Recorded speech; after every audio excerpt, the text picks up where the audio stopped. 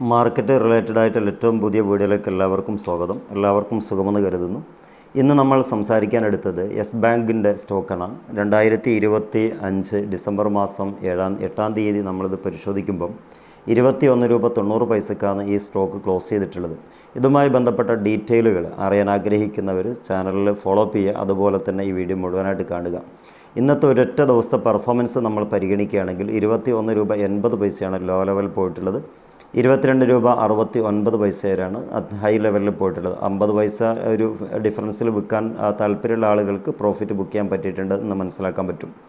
52 week law നോക്കുകയാണെങ്കിൽ 16 രൂപ 2 പൈസയും 52 വീക്ക് ഹൈ നോക്കുകയാണെങ്കിൽ 24 രൂപ 30 പൈസയും. അതിലും തരക്കേടില്ലാത്ത ഒരു മടുപ്പിക്കാത്ത ഒരു പ്രോഫിറ്റ് ബുക്ക് ചെയ്യാൻ ഇൻവെസ്റ്റേഴ്സിന് സാധിച്ചിട്ടുണ്ട് എന്നുള്ള ഈ ഫിഗർ നമുക്ക് മനസ്സിലാക്കാൻ പറ്റുന്നുണ്ട്. ഇതൊരു എഡ്യൂക്കേഷൻ പർപ്പസ് വീഡിയോ ആണെന്നുള്ളത് എല്ലാവരും ഒന്ന് മനസ്സിലാക്കുക. ഇത് അക്യുമുലേറ്റ് ചെയ്യാനോ അതുപോലെ തന്നെ വാങ്ങിക്കാനോ വിൽക്കാനോ വേണ്ടിയിട്ടുള്ള റെക്കമെൻഡേഷൻ വീഡിയോ അല്ല. ഇതൊരു സ്റ്റാറ്റസ് വീഡിയോ ആണ്, എന്തൊക്കെയാണ് കാര്യങ്ങളെന്ന് അറിയാൻ വേണ്ടിയിട്ട്. ഫണ്ടമെൻ്റൽ സൈഡ് നോക്കുകയാണെങ്കിൽ മാർക്കറ്റ് ക്യാപിറ്റലൈസേഷൻ 70,911 കോടി രൂപയാണ് കമ്പനിക്കുള്ളത്. PE റേഷ്യോ TTM ബേസ് ചെയ്തിട്ട് നോക്കുകയാണെങ്കിൽ 25.11, അതുപോലെ PB ratio 1.44, industry PE ratio 14.36, ഡെപ്റ്റ് to equity not applicable or not available ആണ്, നമുക്ക് ലഭ്യമല്ല. അതുപോലെ ROE റിട്ടേൺ ഓൺ ഇക്വിറ്റിയുടെ കാര്യം പരിഗണിക്കുകയാണെങ്കിൽ 5.76%, EPS TTM ബേസ് ചെയ്തിട്ട് നോക്കുകയാണെങ്കിൽ 0.90, ഡിവിഡൻഡ് yield 0 ആണ്. ബുക്ക് വാല്യൂ വരുന്നത് 15.70, ഫേസ് വാല്യൂ 2 രൂപയുമാണുള്ളത്. ഇതാണ് ഈ കമ്പനിയുടെ അഥവാ യെസ് ബാങ്കിൻ്റെ ഫണ്ടമെൻ്റൽ സൈഡ്. ഇനി ഫിനാൻസ് സൈഡ് നമ്മൾ നോക്കുകയാണെങ്കിൽ അതിൽ റവന്യൂ, പ്രോഫിറ്റ്, നെറ്റ് വർത്ത്. ആദ്യം റവന്യൂയുടെ കാര്യം പരിഗണിക്കാം. ക്വാർട്ടർലി ബേസ് ചെയ്തിട്ട് നമ്മൾ പരിശോധിക്കുകയാണെങ്കിൽ നിങ്ങളിപ്പോൾ കാണുന്നത് പോലെ 2024 September quarter to 2025 September quarter വരെയുള്ളത്. 2024 സെപ്റ്റംബർ ക്വാർട്ടർ ക്ലോസ് ചെയ്യുമ്പം 9,225 കോടി രൂപയും 2024 ഡിസംബർ ക്വാർട്ടർ ക്ലോസ് ചെയ്യുമ്പം 9,416 കോടി രൂപയിലേക്ക് അത്യാവശ്യം ഇൻക്രീസ് ആയിട്ടുണ്ട്. 2025 മാർച്ച് ക്വാർട്ടർ ക്ലോസ് ചെയ്യുമ്പം 9,438 കോടി എന്ന ഫിഗറിലേക്ക് വന്നിട്ടുണ്ട്. 2025 ജൂൺ ക്വാർട്ടർ ക്ലോസ് ചെയ്യുമ്പം 9,429, വളരെ നേരിയ വ്യത്യാസം താഴോട്ട് പോയിട്ടുണ്ട്. 2025 സെപ്റ്റംബർ ക്വാർട്ടർ ക്ലോസ് ചെയ്യുമ്പം വീണ്ടും താഴേക്ക് പോയതാണ് കാണുന്നത്, 9,213 കോടി രൂപ. റവന്യൂയുടെ കാര്യം തന്നെ നമുക്ക് ഇയർലി ബേസ് ചെയ്തിട്ട് 5 കൊല്ലത്തെ കണക്ക് പരിശോധിക്കുകയാണെങ്കിൽ ഇതാണ് അതിൻ്റെ ചാർട്ട് നിങ്ങളിപ്പോൾ കാണുന്നത്. 2021 ക്ലോസ് ചെയ്യുമ്പം 23,146 കോടി രൂപയാണ് കമ്പനിയുടെ റവന്യൂ എന്ന് പറയുന്നത്. 2022 ക്ലോസ് ചെയ്യുമ്പം 22,424, അഥവാ 21 അപേക്ഷിച്ച് തൽക്കാലം ഒരു ചെറിയ നേരിയ ഒരു വ്യത്യാസം താഴോട്ട് പോയിട്ടുണ്ട്. 2023 എത്തുമ്പം നല്ലൊരു ഹൈ ജമ്പ് കമ്പനിയുടെ റവന്യൂയുടെ കാര്യത്തിൽ കാണാൻ പറ്റുന്നുണ്ട്. 26,585 കോടി രൂപയാണ്. 2024 ക്ലോസ് ചെയ്യുമ്പോൾ 32,961 കോടി രൂപയിലേക്ക് നല്ല രൂപത്തിൽ ഇൻക്രീസ് ആയിട്ടുണ്ട്. 2025 എത്തുമ്പോൾ 37,076 കോടി രൂപയിലേക്കുമാണ് അവസാനിക്കുന്നത്. ഈ 5 ലെഗുകൾ നമ്മൾ എടുത്ത് പരിശോധിക്കുമ്പോൾ 1 by 1 ആയിട്ട് മുകളിലോട്ട് പോയ സസ്റ്റെയിൻ ചെയ്ത് ഡെവലപ്പായിട്ടുള്ള ഒരു ലെഗുകളാണ് നമുക്ക് പരിശോധിച്ചാൽ കിട്ടുന്നത്.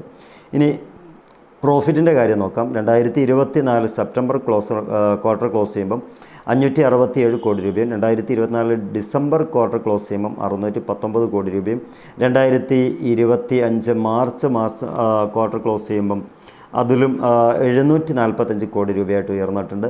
2025 ജൂൺ ക്വാർട്ടർ ക്ലോസ് ചെയ്യുമ്പം 809 കോടി രൂപയായി ഉയർന്ന പ്രോഫിറ്റ് ബുക്ക് ചെയ്തിട്ടുണ്ട്. പക്ഷേ ലാസ്റ്റ് 2025 സെപ്റ്റംബർ ക്വാർട്ടർ ക്ലോസ് ചെയ്യുമ്പം 666 കോടി രൂപയായി ചുരുങ്ങുകയും ചെയ്തിട്ടുണ്ട്.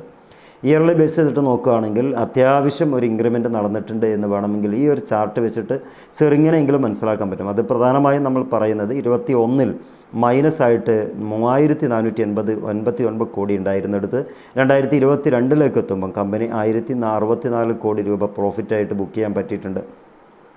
2023 736 കോടിയും 2024 1,285 കോടി രൂപയും 2025 2,447 കോടി രൂപയാണ് കമ്പനിയുടെ net worth profit yearly base ചെയ്തിട്ട് നോക്കുമ്പോൾ.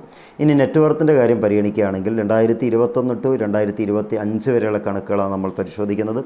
അതിൽ 2021 33,138 കോടി രൂപയാണ് കമ്പനിക്കുള്ളത്.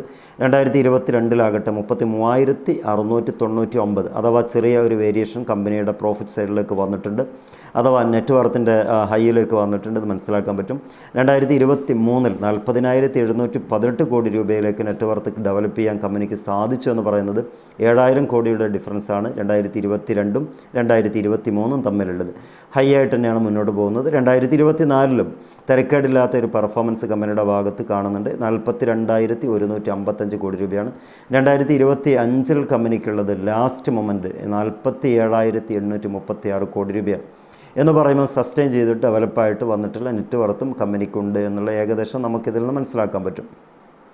ഇനി ഈ കമ്പനിയുടെ ഷെയർ ഹോൾഡിംഗ് പാറ്റേണിൻ്റെ കാര്യം നമുക്ക് നോക്കാം. തീർച്ചയായിട്ടും നമുക്കറിയാം ഒരു കമ്പനിയുടെ ഏറ്റവും നന്നായിട്ട് പെർഫോം ചെയ്യാൻ കാരണം അതിൽ ആരൊക്കെയാണ് ഇൻവെസ്റ്റ് ചെയ്യുന്നത് എന്ന് നോക്കിയിട്ടാണ്. കാരണം നമ്മളെപ്പോലെ സാധാരണക്കാർ വാങ്ങുന്നുണ്ടെങ്കിൽ പോലും അതിൽ ആരൊക്കെ ഇൻവെസ്റ്റ്മെൻറ്റ് നടത്തിയിട്ടുണ്ട് എന്ന് നോക്കും. അതിൽ ഒരു പ്രധാന ഘടകമാണ് നമ്മളിനി പറയാൻ പോകുന്നത് share holding pattern. Foreign institution നടത്തിയത് 44.95% എന്ന് പറയുമ്പോൾ തിരക്കേടില്ലാത്ത ഒരു 50% അടുത്ത് തന്നെ ഒരു ഫോറിൻ ഇൻസ്റ്റിറ്റ്യൂഷൻ നടത്തിയതെന്ന് പറയുമ്പോൾ നല്ല തിരക്കേടില്ലാത്ത ഒരു ഫിഗർ തന്നെയാണ്, നല്ലൊരു പോസിറ്റീവ് വൈബ് തരുന്നുണ്ട്. പക്ഷേ അത് അത്ര കണ്ടിട്ട് എടുക്കാൻ പറ്റില്ല. പേപ്പർ കമ്പനിയോ മറ്റോ ആണോ എന്നുള്ളത് നമ്മൾ നോക്കേണ്ടതാണ്. അതേപോലെ തന്നെ റീറ്റെയിൽ ആൻഡ് അതേഴ്സിൻ്റെ കയ്യിൽ 34.24% ഉണ്ട്. അഥവാ 34.24% റീറ്റെയിൽ ആൻഡ് അതേഴ്സ് എന്ന് പറയുന്നത് നമ്മളെപ്പോലെ ചെറുകിടക്കാരായിട്ടുള്ള ആളുകളുടെ കൈവശമുണ്ട് എന്നുള്ളതാണ് നമ്മളിത് കാണുന്നത്. അതുകൊണ്ട് തന്നെ അത്യാവശ്യം ഒരു ലിക്വിഡിറ്റി വരുന്നുണ്ട്. ഇന്നിപ്പോൾ 50-70 പൈസയുടെ ലിക്വിഡിറ്റി വന്നിട്ടുണ്ട്. അഥവാ വാങ്ങലും കൊടുക്കലിൻ്റെ ഇടയിൽ ഒരു വ്യത്യാസം കാണുന്നുണ്ട്. അത് ഡൊമസ്റ്റിക് ഇൻസ്റ്റിറ്റ്യൂഷൻ്റെ കയ്യിൽ 17.93% അവർ ഹോൾഡ് ചെയ്യുന്നത്. മ്യൂച്വൽ ഫണ്ടുകാരുടെ കയ്യിലുമുണ്ട് 2.87%. ഇതും തിരക്കേടില്ലാത്ത ഒരു പെർസെൻറ്റേജാണെന്ന് പറയാൻ പറ്റും. ഇനി ആരൊക്കെയാണ് ആ ഒരു ഫിഗർ വാങ്ങിച്ചു വെച്ചിട്ടുള്ളത് എന്നുള്ള മ്യൂച്വൽ ഫണ്ടുകാരുടെ കാര്യം ഒന്ന് എടുത്തു നോക്കിയാൽ നമുക്ക് പറയാൻ പറ്റും. ഒന്നാമതായിട്ട് Axis Nifty mid cap 50 index ഫണ്ടാണ്. അത് 2.17% സൂക്ഷിക്കുന്നത്. അതേപോലെ തന്നെ ബറോഡ PNB പാരിബാസ് അതിൽ 1.81% അവർ സൂക്ഷിക്കുന്നുണ്ട്. അതുപോലെ Baroda BNB Paribas mid cap fund 1.50% സൂക്ഷിക്കുന്നുണ്ട്. ഇൻവെസ്കോ ഇന്ത്യ 1.45% സൂക്ഷിക്കുന്നത്. മൊത്തത്തിൽ നമ്മളിവിടെ നോക്കുമ്പം തിരക്കേടില്ല എന്ന് പറയാൻ കഴിയില്ല. എങ്കിലും ഇപ്പോൾ ഇന്നത്തെ ലെവലിലാണെങ്കിൽ ഇൻട്രാഡേ ചെയ്ത ആളുകൾക്ക് അത്യാവശ്യം ഒരു 50 പൈസ മാറ്റത്തിന് വിൽക്കാൻ പറ്റിയിട്ടുണ്ടെന്ന് മനസ്സിലാക്കാൻ പറ്റുന്നുണ്ട്. അതുപോലെ വാങ്ങി വെക്കണമെന്ന് എനിക്ക് തീരെ അഭിപ്രായമില്ലാത്തൊരു സ്റ്റോക്ക് കൂടിയാണ് ഉള്ളത് പറയാലോ. കാരണം ഒരുപാട് ആളുകൾ കണ്ണീരൊലിപ്പിച്ചിട്ടുള്ളൊരു സ്റ്റോക്ക് കൂടിയാണ് ഇത്. മാർക്കറ്റിൽ പുതുതായി വന്ന ആളുകളാണെങ്കിൽ നിങ്ങൾ പ്രത്യേകം ശ്രദ്ധിക്കുക. ചെറിയ വിലക്ക് സ്റ്റോക്ക് കിട്ടുന്നുണ്ടെന്ന് കരുതിയിട്ട് ചാടി വീണ് എടുക്കരുത്. കാരണം ഒരുപാട് ആളുകൾ 200-നും 250-നും 300-നൊക്കെ വാങ്ങിച്ചിട്ട് ആ സ്റ്റോക്കാണ് ഇപ്പോൾ 21 റുപ്യക്കൊക്കെ കിട്ടുന്നത്. ഇനി താഴോട്ട് പോകില്ല എന്ന് യാതൊരു ഗ്യാരണ്ടിയും ഇല്ല. അതുകൊണ്ട് തന്നെ നന്നായി ശ്രദ്ധിച്ചിട്ട് മാത്രം ഇൻവെസ്റ്റ്മെൻറ്റ് ചെയ്യുക. പുതുതായി വരുന്ന ആളുകൾക്ക് അക്കൗണ്ട് ഓപ്പൺ ചെയ്യണമെന്നുണ്ടെങ്കിൽ ആലിസ് ബ്ലൂയുടെ അക്കൗണ്ട് നമ്മൾ ഓപ്പൺ ചെയ്ത് കൊടുക്കുന്നുണ്ട്. ഇതിൻ്റെ ലിങ്ക് നമ്മുടെ ഡിസ്ക്രിപ്ഷൻ ബോക്സിൽ കൊടുത്തിട്ടുണ്ട്. നിങ്ങളത് ലിങ്ക് ക്ലിക്ക് ചെയ്താൽ നിങ്ങൾക്ക് സൗജന്യമായിട്ട് ഓപ്പൺ ചെയ്യാൻ പറ്റും. അപ്പോൾ അടുത്ത വിശേഷമായിട്ട് നമുക്ക് വീണ്ടും കാണാം. എല്ലാവർക്കും പുതിയ ട്രേഡിംഗ് ദിനങ്ങളൊക്കെ ആശംസിക്കുന്നു. Wish you all the